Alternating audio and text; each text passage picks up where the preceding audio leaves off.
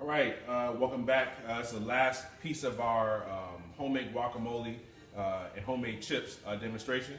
So right now, I have a plate of my completed chips. As you notice, we have a nice little brown color on there. So we're gonna go ahead and plate up our guacamole, and we're gonna enjoy it.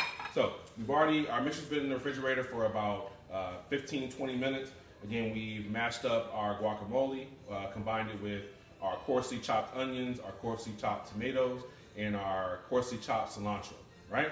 So now our last step is, we also added our lime juice in there. Now our last step is also the most important step. You're gonna take about a teaspoon of salt and put it into your guacamole. What that happens is the salt combines with the lime juice and other ingredients. It just creates a very well-rounded, well-balanced dish.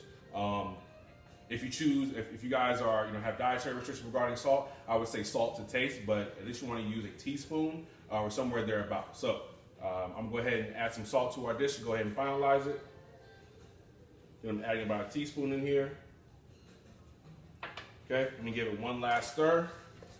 Let all those flavors lock in. And then we can go ahead and plate.